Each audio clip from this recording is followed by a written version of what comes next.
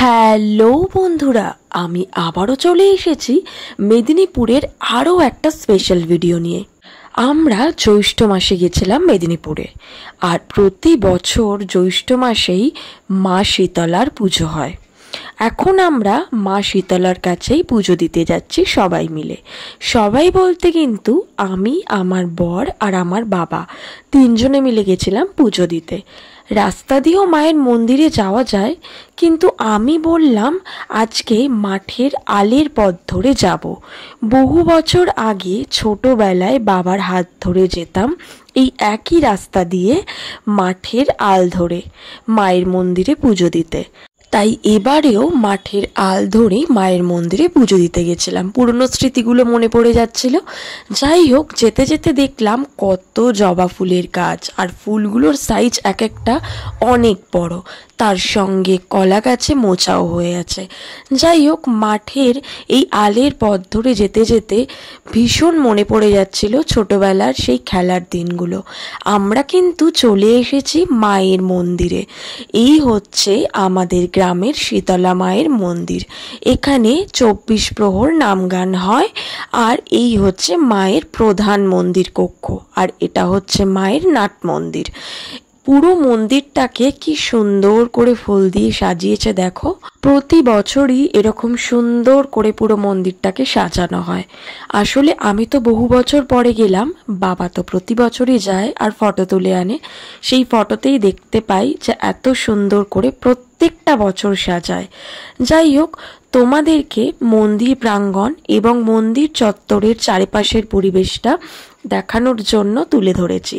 তোমরা দেখে কিন্তু অবশ্যই জানাবে কেমন লাগছে মায়ের মন্দির, আর কত সুন্দর করে সাজানো হয়েছে, তাই না? এবার কিন্তু আমরা মন্দির কক্ষের ভেতরে প্রবেশ করব।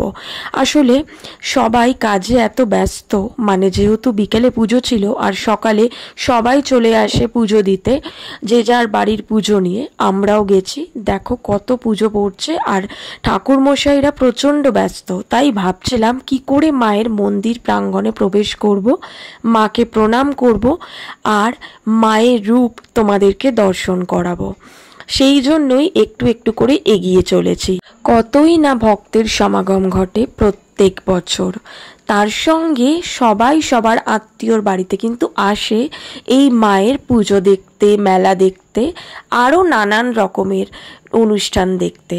তার সঙ্গে 24 প্রহরের নাম কীর্তন তো আছেই। দেখো, মন্দিরের গর্ভগৃহে প্রবেশ করেছি। এখানে কিন্তু মায়ের কোনো মূর্তি নেই, মায়ের ঘট আর আরও একটি প্রতিচ্ছবি পূজিত হয় এখানে।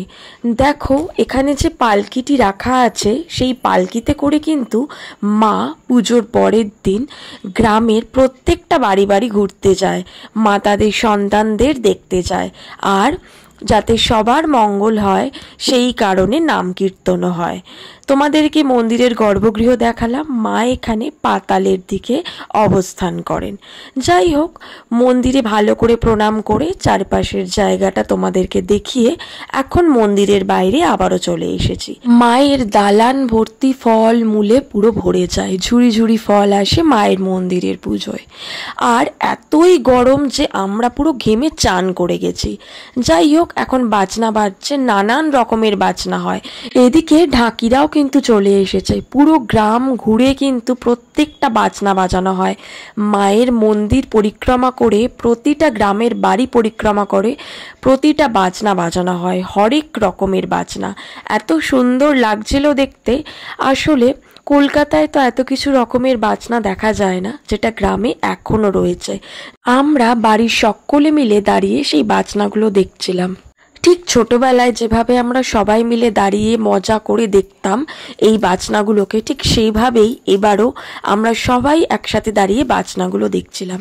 তার সাথে বাড়ির সামনে কত রকমের গাছ, আমড়া গাছ, লেবু গাছ, আনারসের গাছ, আরও কত রকমের গাছ দেখো তোমাদের সাথে শেয়ার করলাম। সকালবেলার পুজো পর্ব তো মিটল। এবার বিকেলবেলা আবারও আমরা সকলে মিলে সাজুগুজু করে বেরিয়ে পড়েছি মায়ের মন্দিরের উদ্দেশ্যে। কারণ ওই যে মায়ের পুজো দেখতে হবে। সকালে তো পুজো দিয়ে এসেছিলাম, আর এখন হবে মায়ের পুজো। বাড়ির সকলে মিলে একটু আগে এগিয়ে গেছিলো, আমাদের দেরি হয়েছিল, সে কারণে আমরা পেছনে পড়ে গেছিলাম।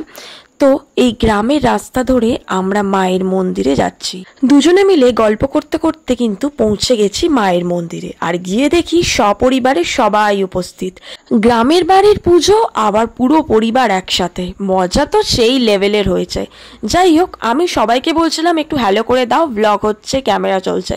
বাট ছোট পিসি বাদ দিয়ে সবাই ভেবেছে ফটো তোলা হচ্ছে। তাই দেখো সবাই কি সুন্দর চুপ করে দাঁড়িয়ে আছে, বেশ মজা লাগছিল। কিন্তু সবার সাথে দারুণ কাটলো গ্রামের বাড়ির পুজো। তোমাদের কেমন লাগলো গ্রামীণ পুজো অবশ্যই জানাবে। কিন্তু পুজোর পরের দিনই আমরা কলকাতায় ব্যাক করেছিলাম, তাই মেলার পোর্শনটা শেয়ার করতে পারলাম না। ভিডিওটা কেমন লাগলো অবশ্যই জানাবে। টাটা।